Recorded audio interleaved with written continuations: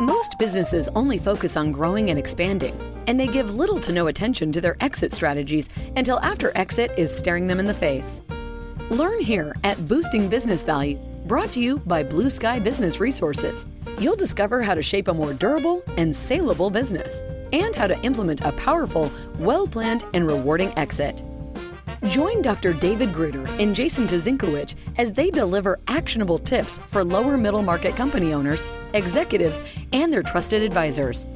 Find out where your business currently stands, how you can meet your revenue objectives more reliably, and how to grow your venture to the next level, all with a smooth and fruitful exit in mind.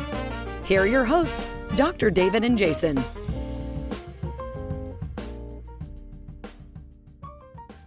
Welcome back. In this episode, we're going to begin a 4-part series on the 3 inflection points that all businesses must master to achieve durability and long-term growth. For those of you who are new to the Boosting Business Value podcast, my name is Jason Tuzinkewich. I'm the Chief Operations Officer for Blue Sky Business Resources. And with me, as always, is my lovely sidekick, my trusty companion, my foil in thought and theory, Dr. David Gruder.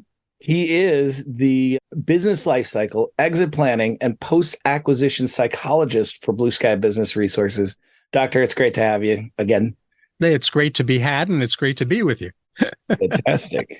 So tell us this inflection point concept, Doctor. I think I shall do exactly that. So as we like to do in these episodes, when we introduce terms that might not be in common usage, or at least commonly used in the way we're using them in a particular episode, we're going to define what we mean by inflection points for the purpose of this 4-part series. So we view inflection points as major functional pivot points where strategy, organization, tactics, and leadership requirements must change. Not optional, absolutely mandatory. Brilliant. And let's talk about what these inflection points are. And, one of the things that I think is going to come out as we talk about this over the next 4 episodes is that these are 3 phases that keep reoccurring. This is a cycle, not a linear progression. What you'll see is innovation. You think about a starting up business, you're innovating a product or a service and perfecting it before you can bring it to the market and share it with the world. Then there's the fruition stage where you've essentially perfected something or brought something to a point where you're ready to share it with the world, generate revenue, and you start to streamline. It's no longer about creation, it's about optimization. And then you go to the last stage of the cycle, which is bifurcation. And bifurcation is where you necessarily have to start innovating the next new thing, but you still want to maintain the focus on quality, on consistency, and on durability of the original product or service that is in the fruition stage. So you actually have to start splitting your resources, splitting your attention, and splitting your strategic mindset to be able to do both innovation and fruition. This is where it gets really complicated, but it's also the beginning of the next cycle. And so, it's those 3 pieces on and on and on again throughout the life of your business. And so, as you can imagine, there are some pretty big challenges that you're going to face as you go from innovation to fruition, from bifurcation into a new fruition stage and continuing on. And what we're going to do in this episode, because these topics are pretty complex, is we're going to actually complement the big challenges with some roadmap and some guidance points for success. And we're going to kind of combine those 2 pieces of what we normally discuss in the Boosting Business Value podcast that we can build upon what we're talking about. And so the first thing that we recognize as a challenge is that everything that gets you to an inflection point will not get you through the inflection point. And what we mean by that is that when you get to the point, when you've innovated to the point that you're ready to launch a product and grow the business and scale the delivery of a product or service, that process, that mindset, that strategic planning, the capital and resource requirements, everything is different when you're optimizing and scaling than it was when you're innovating. And so being able to recognize when these inflection points show up and having the team and the organizational structure ready to actually hand off and say, okay, here's the baton. Now you run with it. You're in fruition now.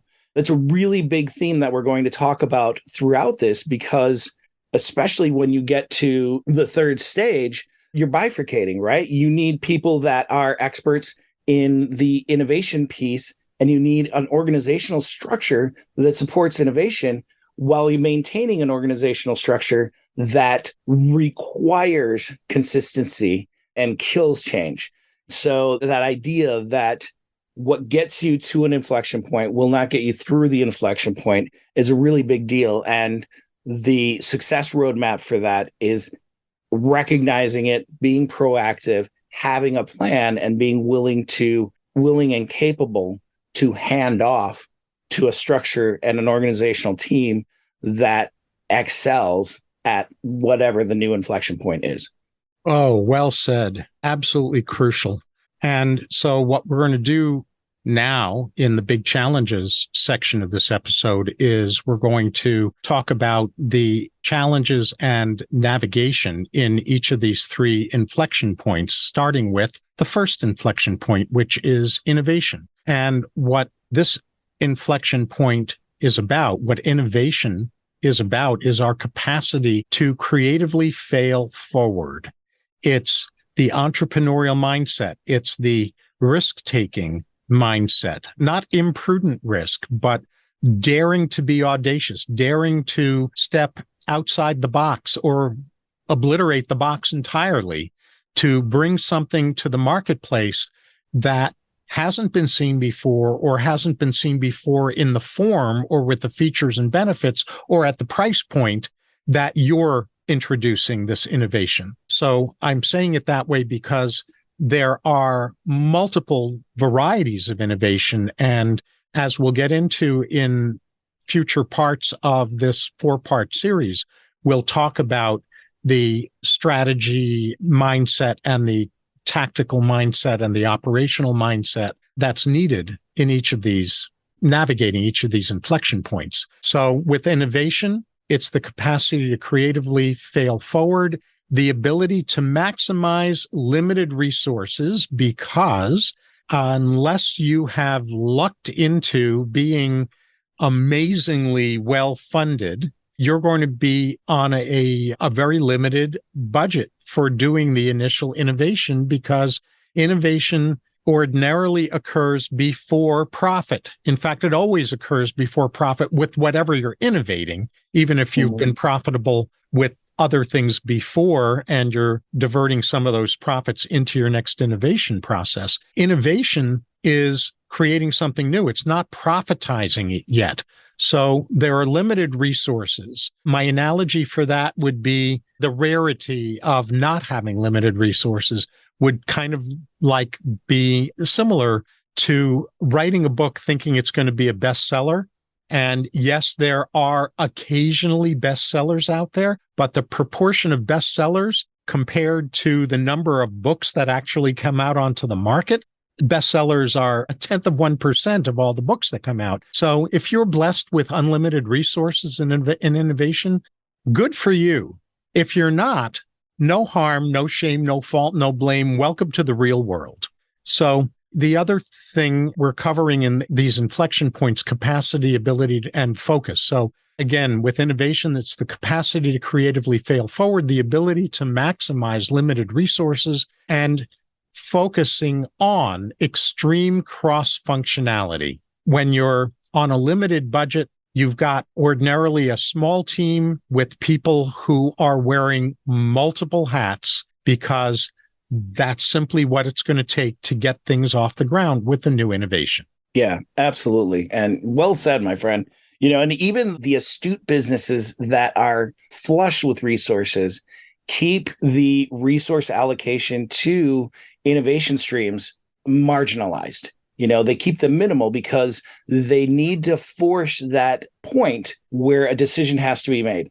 If you have endless resources and you believe passionately in your product, you can just continue to spend those resources and not ever have to take the stern focused look at, is this viable? Are we creating something that can find the fruition inflection point, right? And so I think about Elon Musk with SpaceX. He had all the money from PayPal. He had all the money from Tesla.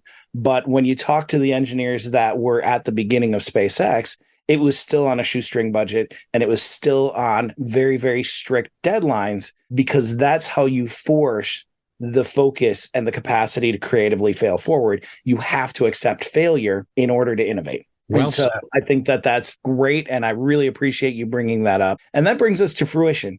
And the analogy that I like to point out here is fruition is when a business goes from being led by an entrepreneur to being led by a CPA. This is when the business gets very conservative about change, very focused on the minutia and the details, and focused on quality and scalability.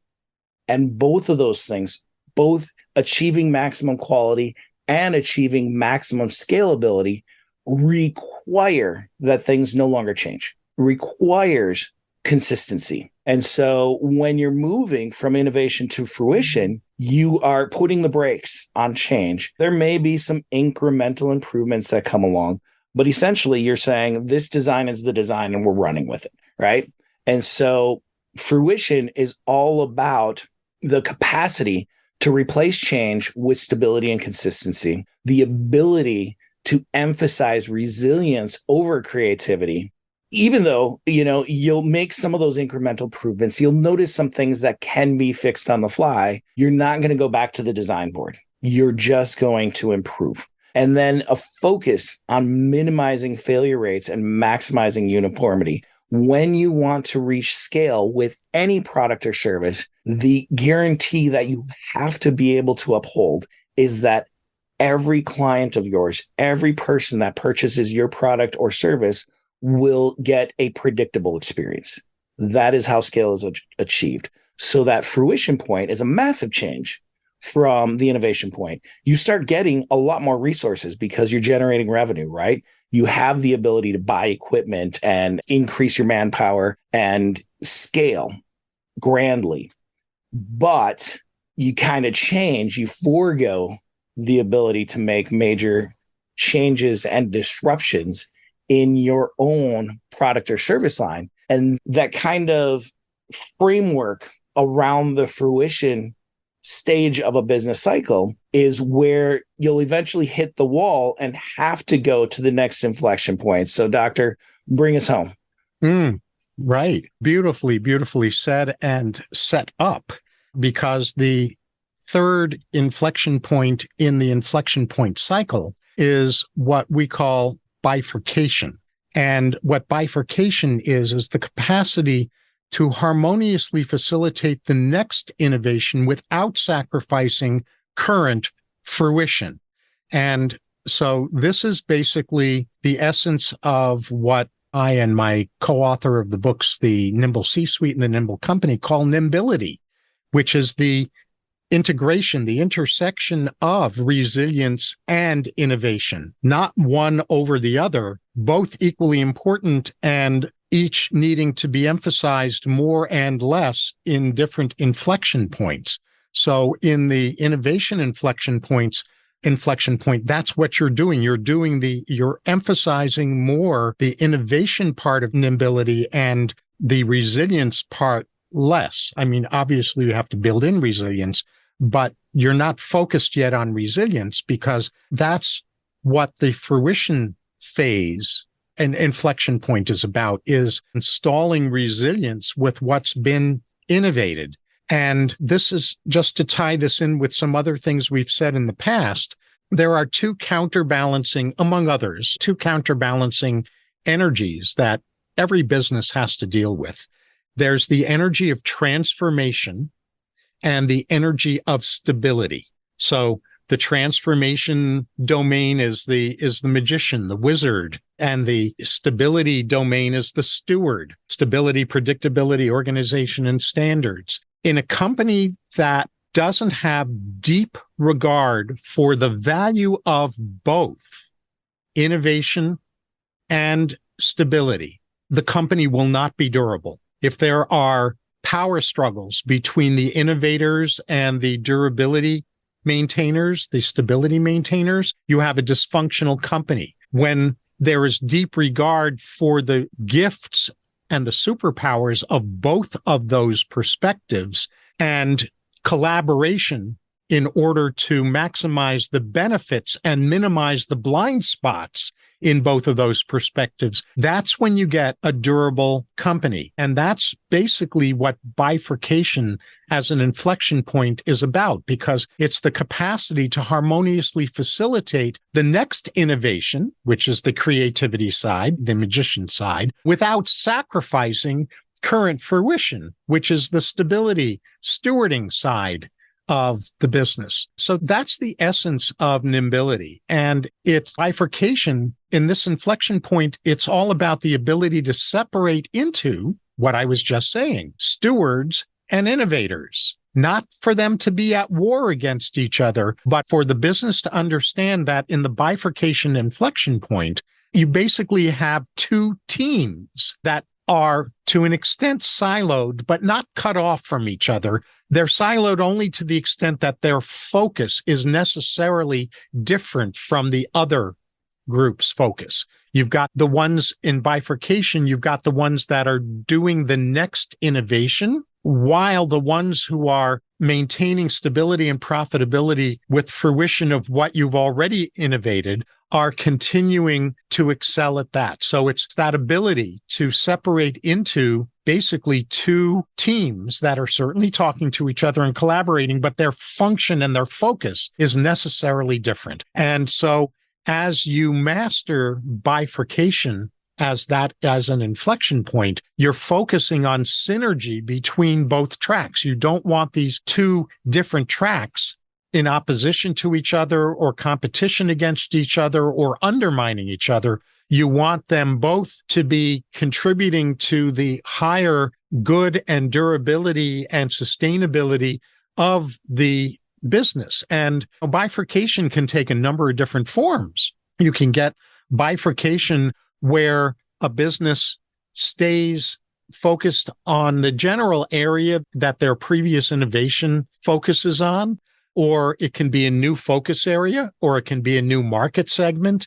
It can involve keeping the company together as one company, or it can involve spin-offs where a new innovation is so different from the fruition in the company that you spin off a new division or you sell it off to another buyer. So there are a lot of ways to navigate bifurcation. And I think you should talk a little bit about the Fuji and Kodak example in that. You know, I think that most of our listeners are going to be familiar with the Kodak story, right? The Kodak R&D department developed the capacity for digital cameras, and the Kodak executives decided that that was not something they were interested in pursuing because it made their core business, film, obsolete, and they ruled the film world, and they didn't see film going away. Well, we know how that happened.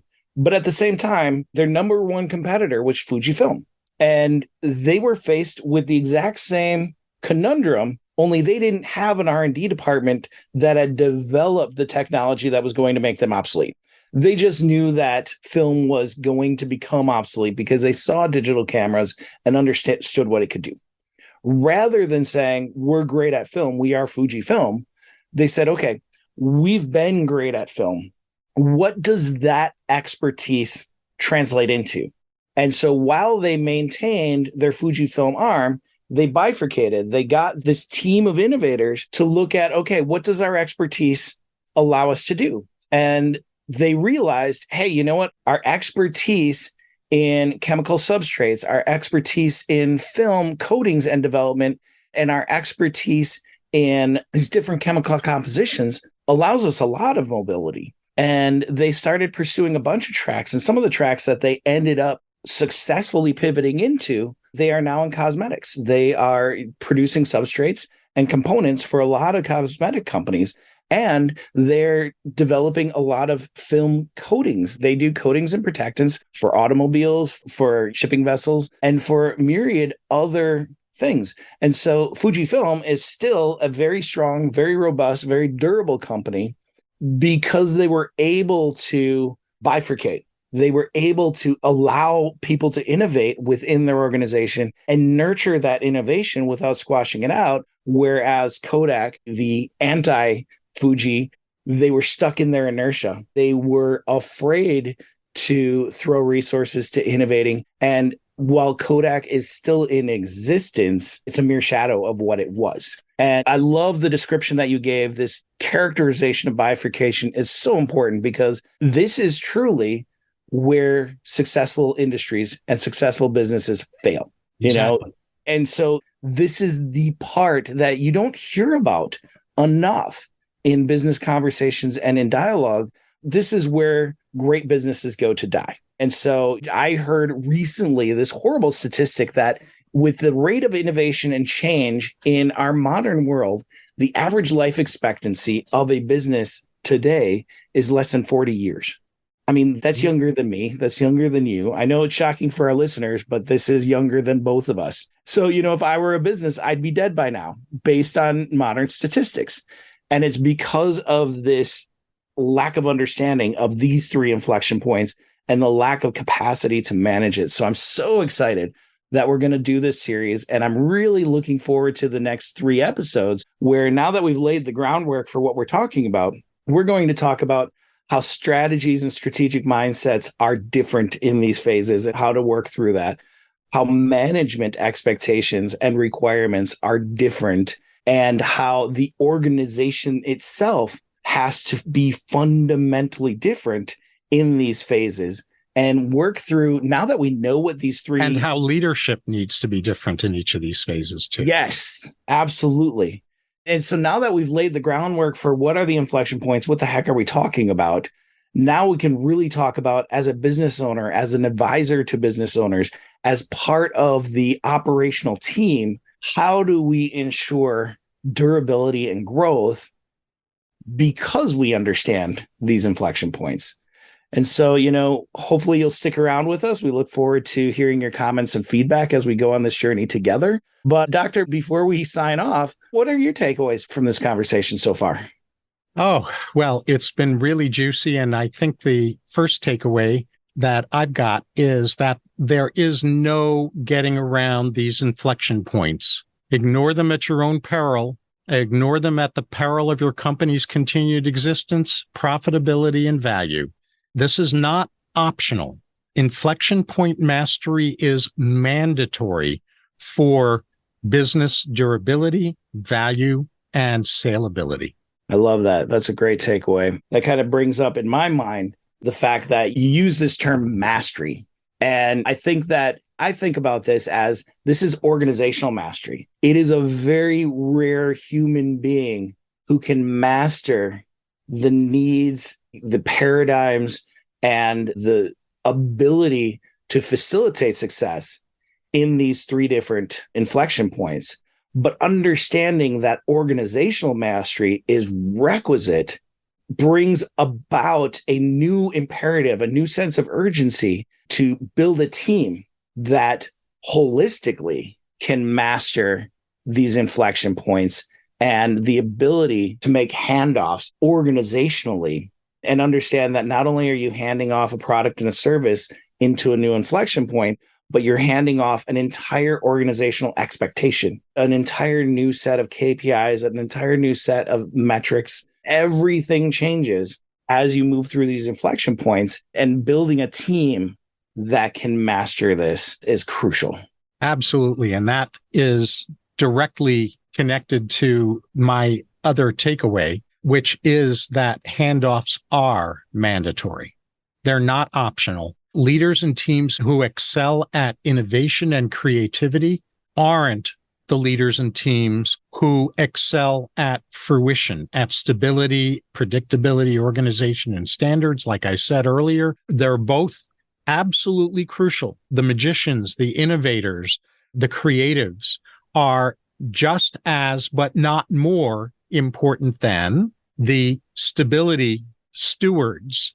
And so handoffs are mandatory. The people who are responsible for getting the show on the road in the first inflection point, the innovation inflection point. They need to be prepared to hand off the guidance of the ship, the business, to the fruition masters when innovation has birthed the thing that's being sold, right? So, and this is huge. This is a huge takeaway, because what Jason and I have seen over and over again is people who are founders of businesses who are brilliant at creativity and innovation and development and startup and all of that entrepreneurial mindset, refusing to turn over the day-to-day functioning, the day-to-day leadership of the organization to the stewards, to the people who are really masterful at stability, predictability, organization, and standards during the fruition phase. So handoffs are mandatory. They're not optional. Absolutely. Absolutely. I love that. And I hope I didn't steal your thunder there, Doctor. Not at all. But, and the last thing, kind of to bring this home to the relevancy of why you and I felt like it was so important to talk about this, is that inflection point mastery is a prerequisite for boosting your own business value. And as we've talked about many times, every single owner will exit one way or another. They will leave their business. Maximizing value. We talked about how successful businesses go to bifurcation to die. They either bifurcate or perish. And so being able to master all three of these inflection points so that you're always refreshing, you're always starting anew, that you're always innovating and becoming a new company every few years. This is critical to boosting your own business value as well as to achieving a successful exit. This is what buyers, whether they're strategics or whether they're private equity firms, are going to look towards when they're deciding if it's a discount or a premium on value. It's going to be, have they bifurcated? Have they gone through these inflection points? And how did the company survive and thrive through them? Well said. So, ready for me to take this on home? Take it home, Doctor. All right. Well, on behalf of the always illustrious and articulate Jason Tuzinkewich and myself, we both thank you from the bottom of our hearts and the top of our heads for listening to this episode. We want to again invite you to click on the subscribe button so you can be notified immediately. We release future episodes, especially since this is part one of a 4-part series. And we also look forward to reading your thoughts, questions, topic suggestions, and other requests in the comments section at the bottom of each episode's page. And you can find all of our episode pages through blueskyadvisors.net/podcast. So lastly, we want to invite you to take advantage of a free resource that Blue Sky Business Resources provides, which is free surveys that you can complete that will help you get a far clearer sense of how to gauge your business's health in a much more accurate way. And each of these surveys includes real-time feedback and recommendations. So don't be fooled by free, because the value of these surveys is massive. And there are others who charge for their version of this, but Blue Sky, you can get into optimizing your business starting free with great feedback. So visit blueskyadvisors.net today to get started. That's all for this episode of Boosting Business Value. May your new learning result in the smoothest and most profitable exit strategy for your business. With the right knowledge and guidance, the sky's the limit to what you can do. Do not miss an episode by subscribing to the show. And if you want to learn where your business currently stands, we also have free key opportunity assessments. Find all of them at blueskyadvisors.net/podcast. Thank you for joining us. See you on the next one.